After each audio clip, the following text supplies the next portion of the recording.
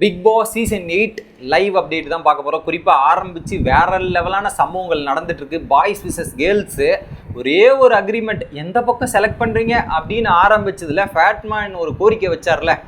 So என்னென்னா, boys நாங்கள் சொல்கிற அன்றைக்கி எங்களை யாருமே நீங்கள் நாமினேட் பண்ணக்கூடாது, நீங்கள் பெண்களுக்குள்ளே தான் நாமினேட் பண்ணோம் அப்படின்ற ஒரு விஷயம் வந்து சில பெண்களுக்கு குறிப்பாக உடன்பாடு இல்லை. அதில் ஒரு நபராக இருந்த நபர் தான் ஜாக்லின் அவர்கள். கடைசியாக என்ட்ரி ஆனாங்கல்ல, அதில் அவங்களுக்கு உடன்பாடே இல்லாமல் ஸோ லைவில் பல டிஸ்கஷன்லாம் நடந்திருக்கு. அதை பற்றி தான் டீட்டெயிலாக பார்க்க போகிறோம்.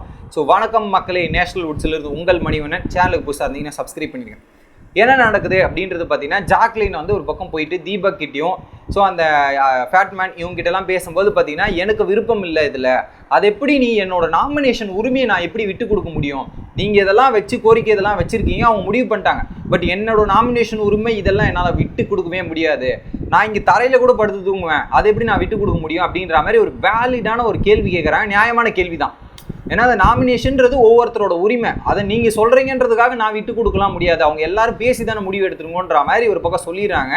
ஸோ அதில் ரொம்ப அப்செட் ஆகிட்டு என்ன பண்ணுறாங்கன்னா, ஜாக்லின் வந்து வீட்டுக்குள்ளே அந்த பெட்ரூம் இருக்குல்ல, சிங்கிள் பெட்ரூம், அதுக்குள்ளே போய் தூங்கவே மாட்டுறாங்க.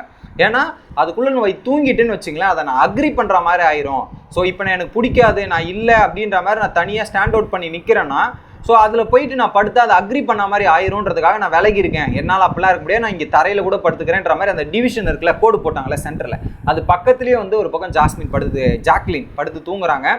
என்னதான் தர்ஷா குத்தா வந்து ரெக்வஸ்ட்லாம் பண்ணாலுமே என்னால் வர முடியாதுடி, என்னோட டிசிஷன் இதுதான், ஸோ நாளைக்கு வேணால் பார்த்துக்கலாம், டயர்டாக தானே இருக்கும், இன்றைக்கி ஒரு நாள் படுத்துட்டு நாளைக்கு பேசிக்கலாம் வா அப்படின்ற மாதிரி ரெக்வஸ்ட் பண்ணுறாங்க ஜாக்லின். இது தர்ஷா. ஆனால் ஜாக்லின் வரா மாதிரி இல்லை, என்னோட முடிவு இது தான் அப்படின்ற மாதிரி ஒரு பாயிண்டில் அதே இடத்துல ஸ்டிக் ஆன் பண்ணி அங்கேயே நின்றுருந்தாங்க. இன்னொரு பக்கம் தீபக்லாம் என்ன சொல்லிடுறாங்க, நீ போய் உங்கள் டீம்மேட் கிட்ட பேசு, எங்ககிட்ட பேசினா ஒரு சொல்யூஷனும் கிடைக்காது, நீ போய் பேச வேண்டிய இடம் எல்லாமே உங்கள் டீம்மேட் தான்ன்ற மாதிரி ஒரு பக்கம் ஜாக்லினும் அப்படியே அப்செட் ஆகிட்டு போயிட்டு அந்த இடத்துல உட்காந்துட்டு சோகமாக உட்காராங்க. அதுக்கப்புறம் வந்து தீபக் தனியாக கூப்பிட்டு போயிட்டு தீபக் மற்றும் ஜெஃபி இருக்காங்களே, கார்டன் ஏரியாவில் போயிட்டு ஒரு மிகப்பெரிய ஒரு கான்வர்சேஷன் நடக்குது.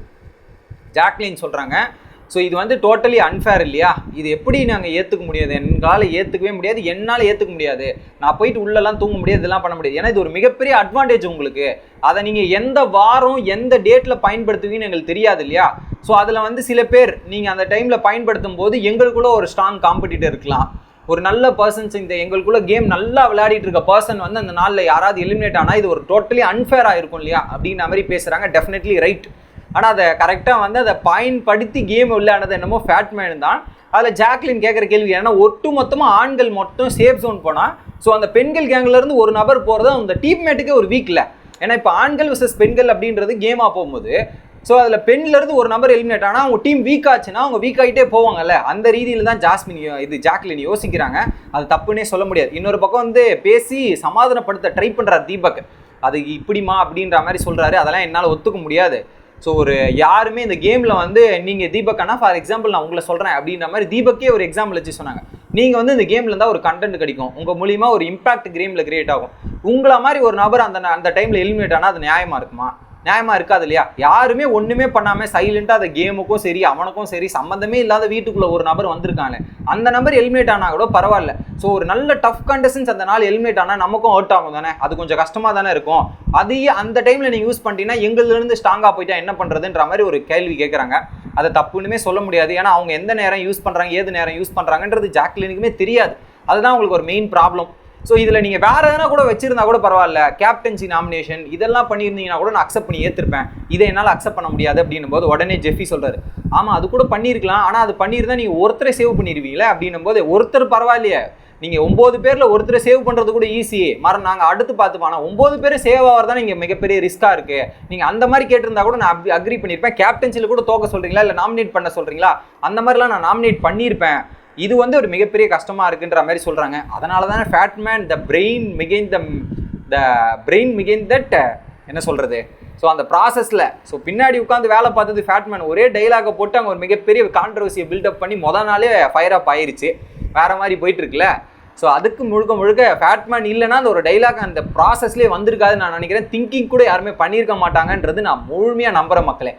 இன்னொரு பக்கம் ஜாக்லின் சொல்கிறாங்க, இப்போ நான் வெளியே வேற வந்து படுத்துடுறேன்னா, இப்போ உள்ளே போடலைன்னா நான் என்ன வேற போட்டு டார்கெட் பண்ணி இந்த வாரம் எல்லாம் என்னை போட்டு நாமினேஷன் பண்ண போகிறாங்க, அதுதான் என்ன பண்ண போகிறாங்க பாத்தியா, முத நாளே வந்து இப்படி ஆட்டிடியூட் காட்டுறா இதெல்லாம் பண்ணுறா அப்படின்ற மாதிரி போட்டு என்னை தாக்க போகிறாங்கன்ற மாதிரியும் ஃபீல் பண்ணி வெளியே உட்காந்துட்டு ஜெஃபி மற்றும் தீபக் கிட்டே ஒரு பயங்கரமான கான்வர்சேஷன் போயிட்டு இருக்கு.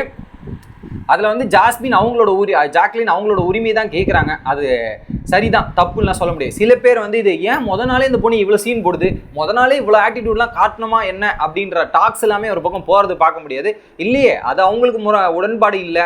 அதுக்கு அவங்க அந்த ஓன் ஒப்பீனியனில் அவங்க ஸ்டாண்ட் அப் பண்ணி எனக்காக நான் தானே நிற்கணும் அப்படின்ற மாதிரி நிற்கிறாங்க. அது தப்போ சரியோ, ஆனால் அதுக்காக அவங்க நிற்கிறாங்களே, அதுக்கே ஒரு பாராட்டு தெரிவிக்கலாம். பட் அதை மீறி வந்து ஒரு பக்கம் இந்த கேமரா 24/7 ஜாக்லின் தூங்குற இடமே ஃபோக்கஸ் பண்ணிட்டு இருக்கு. அந்த அளவுக்கு ஒரு ஸ்க்ரீன் பேஸை வந்த உடனே எடுத்திருக்காங்களே, அதுவே பெரிய விஷயம் தான் நினைக்கிறேன். ஸோ ஜாக்லின் கிட்ட இருந்து கண்டென்ட் ஹெவியாக வரப்போகுது. பேச வேண்டிய ரீதியில் பேசுறதா இருக்கட்டும், ஃபன் பண்ணுற ரீதியில் ஃபன் பண்ணுறதா இருக்கட்டும்னு இருக்க போது. எனக்கு தெரிஞ்சு Jacqueline one of the impressive கண்டஸ்டன்ஸாக எனக்கு தெரியுறாங்க இப்போதைக்கு. அதை தவிர்த்து ஒரு பெண்களில் வந்து பார்த்தீங்கன்னா தர்ஷிதாவை சொல்லலாம். இந்த ஒரு சில கண்டஸ்டன்ட் தர்ஷிதா, ஆனால் ஒரு கான்ட்ரவர்சி வந்த உடனே ஒரு வேறு மாதிரி போயிருக்கும், அது டைவெர்ட் ஆயிடுச்சு. அடுத்தது பார்த்தீங்கன்னா தர்ஷிதா, அப்புறம் அன்ஷிதா, அப்புறம் இன்னொருத்தர் யார், அன்ஷிதா, விஜய், ஜாக்லின், ஆர்ஜே ஆனந்தி, இவங்கெல்லாம் பவித்ரா, இவங்கெல்லாம் வந்து ஒரு டஃப் காம்படிட்டராக இருக்கிறதுக்கான வாய்ப்புகள் இருக்குது அப்படின்ற மாதிரி தோணுது. நீங்கள் என்ன நினைக்கிறீங்க மக்களே அப்படின்றத மட்டும் கமெண்ட் செக்ஷனில் சொல்லுங்கள். ஸோ தொடர்ந்து இந்த மாதிரி பிக் பாஸோட லைவ் அப்டேட்ஸ், அதுக்கப்புறம் பார்த்தீங்கன்னா எலிமினேஷன் அப்டேட், குறிப்பாக வந்து 24 ஹவர்ஸில் ஒரு அப்டேட் எலிமினேஷன் இருக்கு இல்லையா, அதை பற்றின அப்டேட் கூட நான் இன்னொரு வீடியோவில் சொல்கிறேன். ஸோ இந்த மாதிரி அப்டேட்லாம் தெரிஞ்சுக்கணும்னா மறக்காமல் சேனலோட இணைஞ்சிருங்க. So bye guys.